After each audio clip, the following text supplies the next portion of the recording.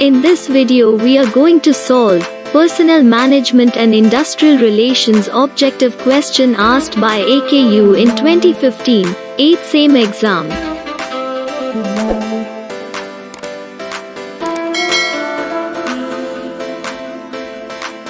These are the question. Let us solve these question. Question number 1. Answer any 7 of the following in short. Question number 1. A. What is the need of personnel policies? Answer. Personnel policies need to be specifically created because of the following reasons. 1. The basic needs and requirements of both an organization and its employees require deep thought. The management is required to examine its basic convictions as well as give full consideration to practices in other organizations. 2. Established policies ensure consistent treatment of all personnel throughout an organization. Favoritism and discrimination are thereby minimized. 3. A certainty of action is assured even though the top management personnel may change. The tenure of the office of any manager is finite and limited, but the organization continues. And along with it continues the policies, and this continuity of policies promotes stability in an organization. 4. Because they specify routes towards selected goals. Policies serve as standards or measuring yards for evaluating performance. The actual results can be compared with the policies to determine how well the members of an organization have lived up to their professed intentions. 5. Sound policies help to build employee enthusiasm and loyalty. This is especially true when they reflect established principles of fair play and justice, and when they help people to grow within an organization. 6. They set patterns of behavior and permit participants of plan with a greater degree of confidence. 7. Policies are control guides for delegated decision making. They seek to ensure consistency and uniformity in decisions on problems that recur frequently and under similar, but not identical, circumstances. Question number 1. B. Draw a flowchart of selection process. Answer. First recruitment requisition. Then decide selection criteria.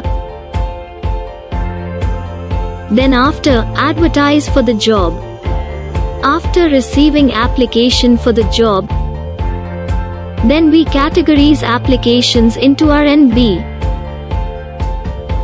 B is unsuitable for the job, and then send thank you letter or email to unsuitable candidates. A is suitable for the job.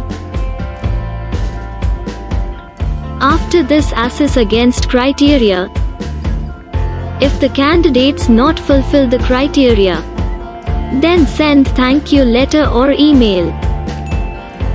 If yes, then take interview. After this, again assess against criteria. If the candidates not fulfill the criteria, then send thank you. If yes, take second interview. After this,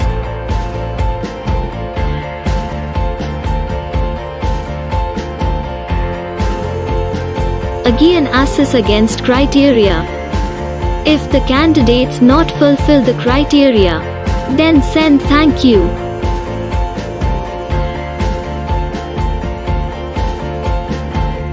If yes, select for job. Question number 1.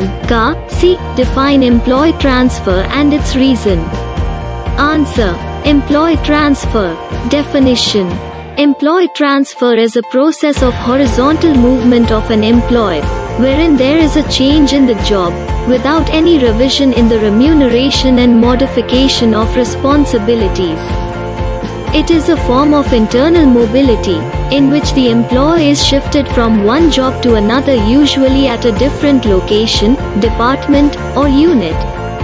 Transfer can be temporary or permanent one, and it is initiated by any of the two, i.e. employer or employee. Sometimes, it also includes promotion, demotion, or even no change in the status and responsibility.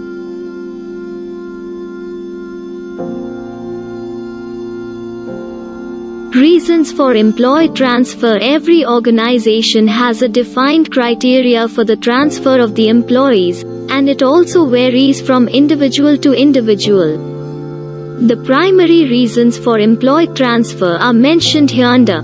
Some positions require distinctive skills, competency and expertise of the transferred employees.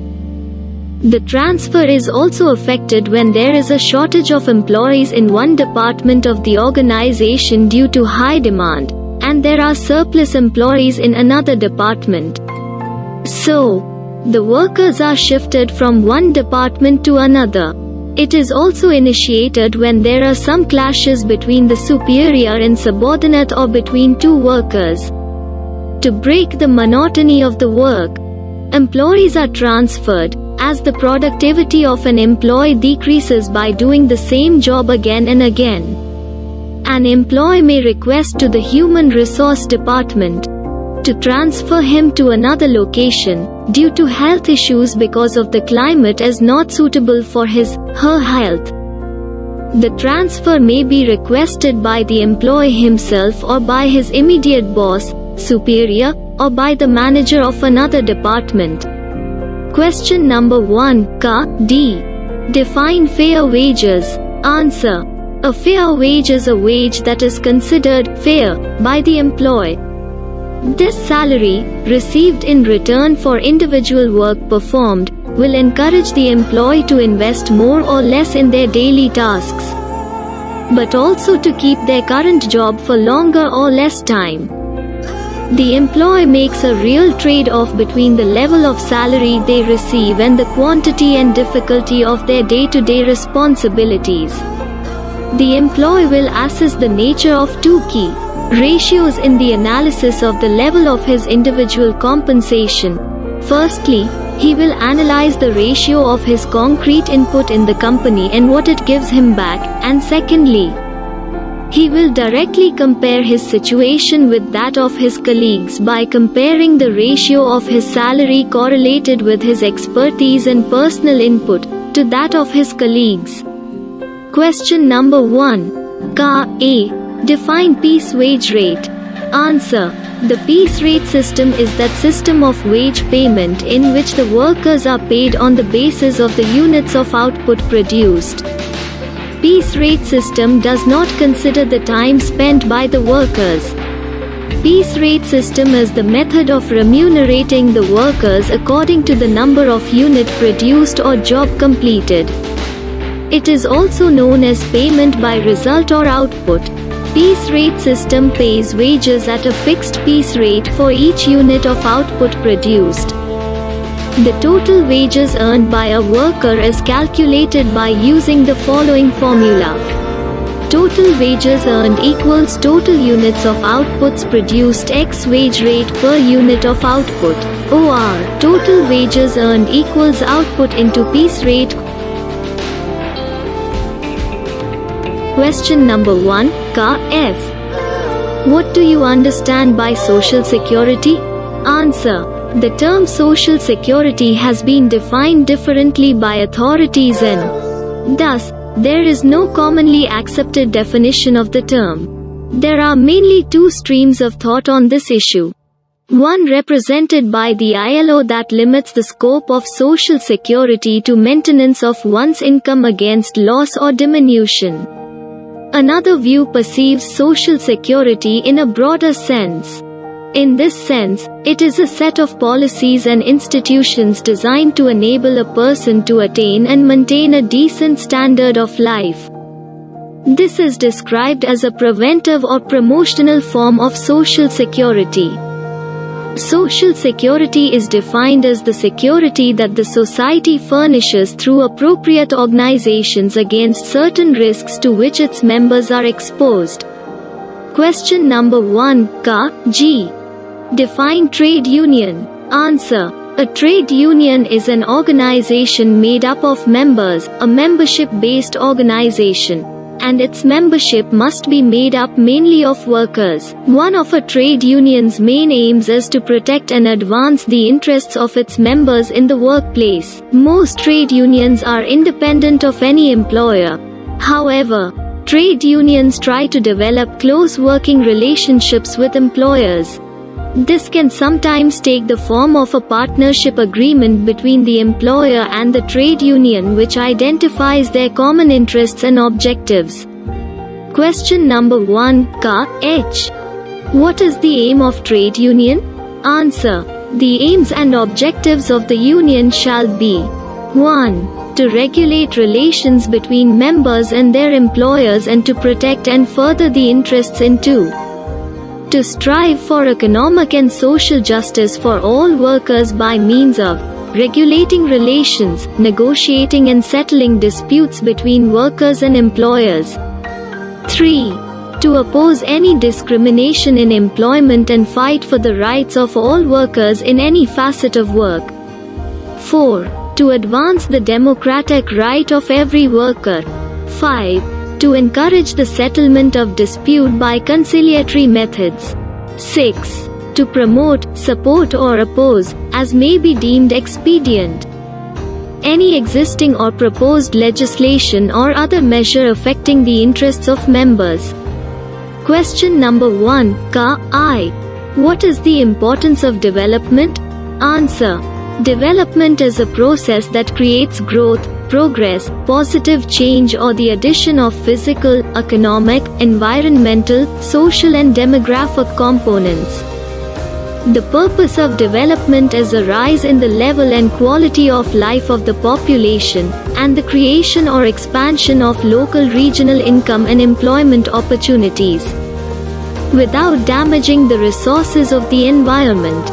Development is visible and useful, not necessarily immediately, and includes an aspect of quality change and the creation of conditions for a continuation of that change. The international agenda began to focus on development beginning in the second half of the 20th century. An understanding developed that economic growth did not necessarily lead to a rise in the level and quality of life for populations all over the world. There was a need to place an emphasis on specific policies that would channel resources and enable social and economic mobility for various layers of the population. Question number 1, Ka, J. What are the types of non-financial incentives? Answer. Most types of non-financial incentives fall into 4 buckets: recognition, reward, opportunity, and flexibility. Consider the following list of ideas for new ways to validate and engage in lieu of a pay increase or bonus. Look the table carefully.